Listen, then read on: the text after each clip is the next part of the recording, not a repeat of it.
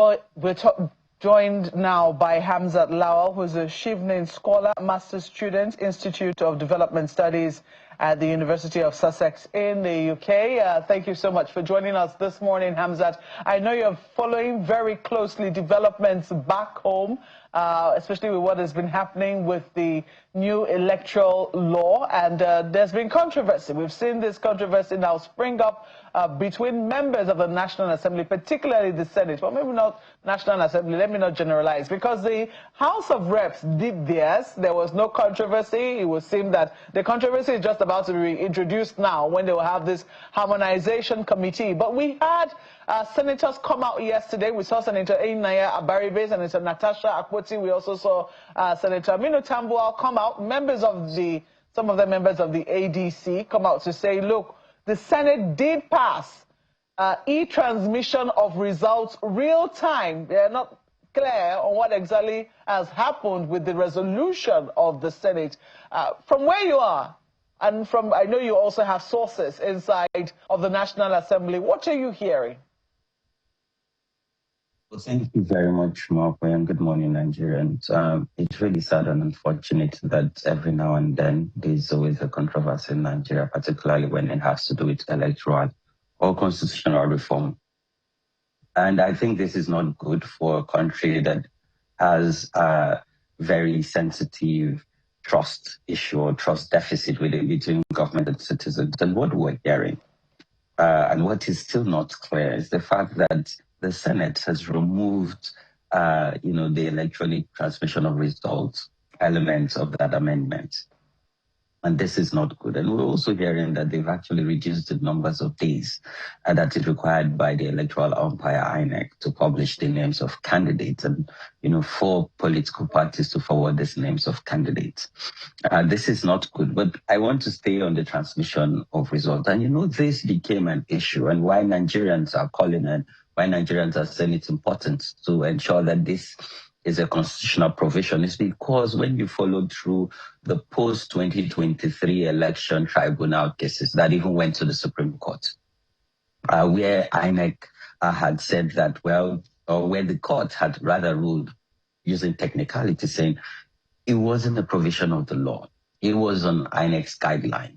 And then was saying, how do we now strengthen this provisions, or how do we strengthen this system and institution so that as we go into 2027, we should not have this kind of controversy, so that when it's now before the judiciary, there will be no technicality. So again, it isn't clear. And you see, that's why we say, as we advocate for openness, why don't we have voting proceedings that stipulate clearly what are you voting upon? Who is voting yes or no? And why is data not in the public domain? Because when you do this, what you do is you're providing clarity, you're ensuring transparency and accountability, and your constituents can know where you stand. And then people can know the person representing me either the House of Rep or the Senate, are they actually carrying the will of us who are the constituents and voting upon the request that we've made or brought forward? But then I think there's also room to ensure that these gray areas are clarified. The conference committee, constitutional harmonization committee, have been set up. So what would then happen is those gray areas would be addressed, and hopefully clarity and more information would then be provided to the Nigerian people. And I think we need to be careful here, because you see, fake news, misinformation would continue to spread if government, and particularly at this point, the National Assembly, which is one of the most important arm of government in a democracy, do not come forward and provide this clarity, particularly from her leadership. Well, I'm just a little curious as to what will now happen now. What exactly, because if we're now seeing this controversy, prominent members of the Senate, I only mentioned 3 names earlier. I mentioned Senator Abaribe, Senator Tambuwal, Senator Natasha Akpoti-Uduaghan. But clearly, we also saw Senator